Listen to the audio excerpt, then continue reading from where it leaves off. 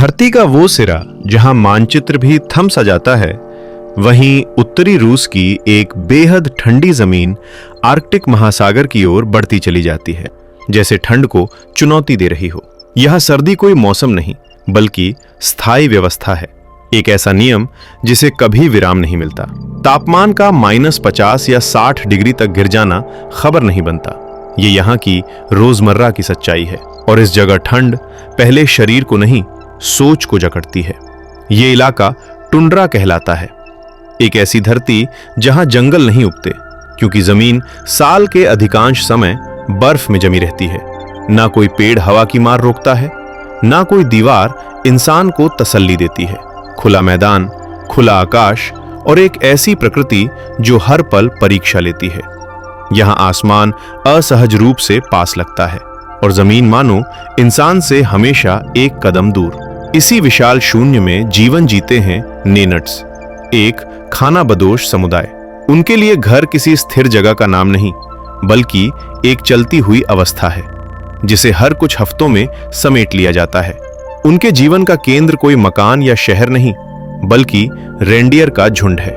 वही उनका सहारा है, उनकी संपत्ति है, उनका खाना है, और उसी के साथ उनका पूरा संसार चलता है। अगर रेंडियर का झुंड सुरक्षित है तो जीवन चल रहा है। अगर झुंड कमजोर पड़ता है तो खतरा सिर्फ जानवरों पर नहीं, पूरे समुदाय पर मंडराने लगता है। यहाँ एक जानवर की थकान भी चेतावनी होती है, और एक गलत निर्णय पूरे खानदान को खत्म कर सकता है। जैसे ही शरद ऋतु ढलती है, नेनट्स के भीतर एक अदृश्य घड़ी चलने लगती है। ये घड़ी समय नहीं, हालात मापती है। हवा का रुख, बर्फ की परत, रेंडियर के खुरों की चाल, सब कुछ मिलकर तय करता है कि कब आगे बढ़ना है। उत्तर से दक्षिण की ये यात्रा कोई परंपरा नहीं, बल्कि रणनीति है। ये उस ठंड से बचने की कोशिश है जो धीरे धीरे हर जीव की सीमा को तोड़ देती है। इस प्रवास में कुछ भी स्थिर नहीं होता। तंबू लगाए जाते हैं, फिर उतारे जाते हैं। हर बार वही लकड़ी के खंभे, वही रेंडियर की खालें, वही रस्सियां, लेकिन जमीन हर बार अलग होती है। तंबू का शंकु आकार यूं ही नहीं है, ये हवा को फिसल जाने देता है, बर्फ को टिकने नहीं देता। भीतर एक छोटा सा चूल्हा जलता है, और वही आग जीवन और मृत्यु के बीच की सबसे पतली रेखा बन जाती है। आग है तो भीतर 20 डिग्री तक गर्मी हो सकती है। आग बुझी तो मिनटों में सब कुछ जमने लगता है। ये गर्मी भरोसेमंद नहीं है। लकड़ी यहां दुर्लभ है, हर टहनी की कीमत है, हर चिंगारी की जिम्मेदारी। तेज हवा आग को बुझा सकती है, और तब तंबू की खालें भी बेबस हो जाती हैं। इसी कारण आग को जिंदा रखना नेनट्स की दिनचर्या नहीं, उनकी चिंता है, वो भी लगातार, बिना रुके। लेकिन असली खतरा तंबू के भीतर नहीं, बाहर है। जमी हुई नदियां जो कभी सुरक्षित रास्ते हुआ करती थीं, अब धोखा देने लगी हैं। मौसम बदल रहा है, और इसके साथ बर्फ का स्वभाव भी। कहीं परत मोटी है, कहीं जानलेवा पतली। एक कदम गलत पड़ा तो इंसान और रेंडियर दोनों बर्फ के नीचे गहरे पानी में समा सकते हैं। ऐसे पानी में जहां शरीर की गर्मी कुछ ही मिनटों में खत्म हो जाती है। इसीलिए नदी पार करने का काम अक्सर रात में किया जाता है, एकदम गुप्त अंधेरे में, जब तापमान और गिर जाता है, ताकि बर्फ ज्यादा सख्त हो। यह सुनने में उल्टा लगता है, ज्यादा ठंड, ज्यादा सुरक्षा। लेकिन टुंड्रा के नियम ऐसे ही हैं। यहां तर्क किताबों से नहीं, अनुभव से निकलता है। पीढ़ियों का अनुभव जो हवा की आवाज और बर्फ की खामोशी पढ़ना सिखाता है। इस यात्रा में न जल्दी चलना सुरक्षित है, न देर करना। हर फैसला इस बात पर टिका होता है कि झुंड समय रहते यहां पहुंचे जहां भोजन मिल सके। सर्दियों में जमीन मोटी बर्फ के नीचे बंद हो जाती है। लाइकेन, जो रेंडियर का मुख्य भोजन है, तभी मिलता है जब वो बर्फ को खोद सकें। लेकिन जब बर्फ पर बारिश गिरकर फिर जम जाती है, तो एक पत्थर जैसी परत बन जाती है। ऐसी परत को सबसे ताकतवर रेंडियर भी नहीं तोड़ पाते। ये वो जगह है जहां बदलता मौसम सिर्फ असुविधा नहीं, अस्तित्व का संकट बन जाता है। और यही वो जगह है जहां नेनट्स का खानाबदोश जीवन कोई रोमांटिक विचार नहीं, बल्कि मजबूरी बनकर सामने आता है। उन्हें चलना ही पड़ता है, उत्तर और दक्षिण के बीच, ठंड और थोड़ी कम ठंड के बीच। ये गति रुक नहीं सकती, क्योंकि रुकना यहां विकल्प नहीं है। गर्मियां भी राहत नहीं लाती। रेंडियर ठंड के लिए बने हैं, लंबी गर्मी के लिए नहीं। ज्यादा तापमान उन्हें थका देता है, बीमारियों के प्रति संवेदनशील बना देता है। अगर झुंड दक्षिण में ज्यादा देर रुका तो जानवर बेचैन हो जाते हैं और अलग होने लगते हैं। इसलिए नेनट्स को फिर उत्तर की ओर बढ़ना पड़ता है, जहां ठंडी हवाएं और मौसमी चराई उनका इंतजार करती है। इस निरंतर गति ने उनके समाज को भी आकार दिया है। नेनट्स बड़े गांवों में नहीं रहते, वो छोटे छोटे पारिवारिक समूहों में बटे होते हैं, जिनके बीच किलोमीटरों की दूरी हो सकती है। ये दूरी अलगाव नहीं बल्कि जरूरत है। टुंड्रा के संसाधन इतने नहीं कि सब एक जगह टिक सकें। हर समूह का अपना रास्ता, अपना समय और अपनी गति होती है, जो झुंड की हालत और जमीन की स्थिति से तय होती है। हर समूह में एक नेता होता है, अक्सर कोई बुजुर्ग जिसकी ताकत उसकी उम्र नहीं, उसका अनुभव होता है। उसके फैसले लिखे नहीं जाते, लेकिन सवाल भी नहीं किए जाते, क्योंकि यहां अधिकार शब्दों से नहीं, जीवित रहने से मिलता है। एक गलत निर्णय पूरे समूह को खत्म कर सकता है और सही निर्णय सबको एक और सर्दी पार करा सकता है। नेनट्स खुद को आधुनिक रूस की परिभाषाओं में नहीं बांधते। उनके लिए यामाल कोई प्रशासनिक नक्शा नहीं, बल्कि एक जीवित स्मृति है, पूर्वजों के रास्तों की, उन झुंडों की और उन रातों की जहां आग की लौ ने अंधेरे को थोड़ी देर के लिए रोका था। यहां समय घड़ी से नहीं मापा जाता। दिन तब शुरू होता है जब हवा अनुमति देती है और खत्म तब होता है जब हालात थकने को मजबूर कर दें। अगर रोशनी है लेकिन हवा खतरनाक है तो कोई बाहर नहीं जाता। अगर अंधेरा है लेकिन बर्फ स्थिर है तो काम शुरू हो सकता है। नेनट समय को नियंत्रित नहीं करते, वो उसके साथ चलते हैं। इसी सोच ने उन्हें न्यूनतमवाद सिखाया है, लेकिन किसी दर्शन के रूप में नहीं, बल्कि नियम के रूप में। हर वस्तु को अपनी उपयोगिता साबित करनी होती है। जो बेकार है वो पीछे छूट जाता है। हल्का सामान तेज यात्रा है और तेज यात्रा का मतलब है ज्यादा सुरक्षा। यामाल की ये दुनिया बाहर से देखने पर खाली लगती है, लेकिन इस खालीपन में भरोसा है, एक दूसरे पर और उन नियमों पर जो लिखे नहीं गए लेकिन हर सांस के साथ याद रखे जाते हैं। इस सर्द धरती पर जीवन किसी एक इंसान की हिम्मत से नहीं चलता, ये चलता है उस चुप सहयोग से जो बिना शब्दों के समझा जाता है। यही यामाल की सच्चाई है और ये कहानी अभी शुरू ही हुई है। यही यामाल की सच्चाई है और इसी सच्चाई के भीतर एक और परत है जो बाहर से देखने वालों को सबसे ज्यादा असहज करती है, जो है भोजन। यहां भोजन स्वाद या पसंद का विषय नहीं है, ये शरीर को जीवित रखने के लिए की जाने वाली सटीक गणना है, जो तय करती है कि शरीर चलता रहेगा या रुक जाएगा। जमीन जमी हुई है, महीनों तक कुछ उगता नहीं। यहां हरियाली जब पूरी तरह समाप्त हो जाती है तो ऐसे में नेनट्स का जीवन मांस पर आकर टिक जाता है, वो भी रेंडियर के मांस पर। वही जानवर जो उनको यात्रा कराता है, जिसकी खाल उन्हें ठंड से बचाती है और जिसका कच्चा मांस उनके भीतर जाकर सिर्फ सांसें ही नहीं चलाता, बल्कि इस बर्फीले वीराने में उनको चलने की ऊर्जा भी देता है। बाहर की दुनिया को सबसे ज्यादा झटका तब लगता है जब वो देखती है कि मांस हमेशा पकाया नहीं जाता। कई बार रेंडियर के कटते ही जब उसका मांस अभी भी गर्म होता है, उसे खा लिया जाता है। ये कोई सनक नहीं है, ना ही क्रूरता, ये ठंड के खिलाफ विकसित हुई एक समझ है। अत्यधिक ठंड में खाना पकाने में समय और ईंधन दोनों लगते हैं और यहाँ दोनों ही सीमित हैं।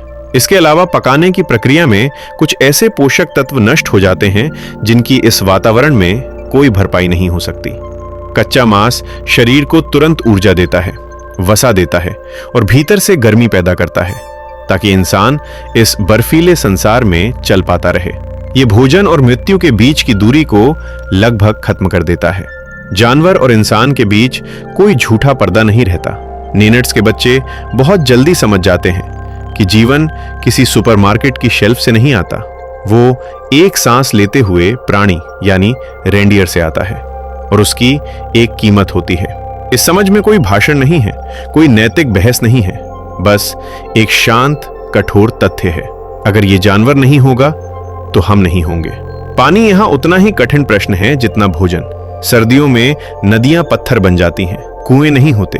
हर दिन पानी बर्फ से पैदा किया जाता है, बड़े बर्तनों में बर्फ डाली जाती है, आग पर पिघलाई जाती है, फिर उबाली जाती है और फिर भी एक पूरा बर्तन बहुत कम पानी देता है, इसलिए हर बूंद गिनी जाती है। नहाना दुर्लभ हो जाता है। शरीर को गीला करना खतरा बन सकता है, क्योंकि गीलापन गर्मी का दुश्मन है।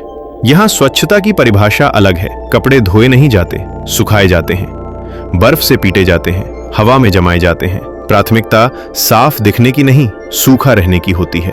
गीले कपड़े कुछ ही घंटों में शरीर को तोड़ सकते हैं, इसलिए 4 से 6 परतों में कपड़े पहने जाते हैं। अंदर की परत नमी खींचती है, बीच की परत गर्मी रोकती है और बाहर की परत हवा को रोकती है। जूते, दस्ताने, टोपी, सब कुछ इसी तर्क पर चलता है। रात यहाँ आराम नहीं देती, नींद भी एक तरह की ड्यूटी बन जाती है। तंबू के भीतर सब लोग आग के पास सिमटते हैं, बुजुर्ग और बच्चे सबसे करीब, क्योंकि उनकी गर्मी सबसे जल्दी जाती है।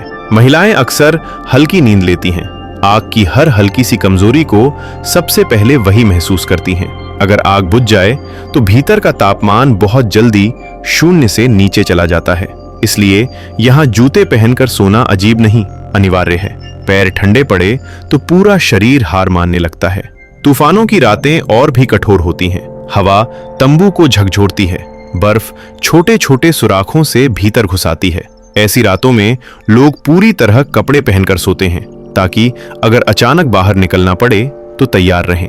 यहाँ नींद बेहोशी नहीं है, ये सतर्कता के साथ किया गया समझौता है। इस जीवन की धुरी अक्सर महिलाओं के इर्द गिर्द घूमती है, भले ही बाहर से वो दिखाई न दे। सुबह सबसे पहले वही उठती हैं, आग को फिर से जिंदा करती हैं। खाना बनाना, बच्चों को संभालना, खालें सिलना, कपड़ों की मरम्मत, ये सब घरेलू काम नहीं है। यहाँ ये जीवन रक्षक प्रक्रियाएं हैं। अगर सिलाई में एक छोटा सा छेद रह गया तो वही छेद तेज हवा में मौत का रास्ता बन सकता है।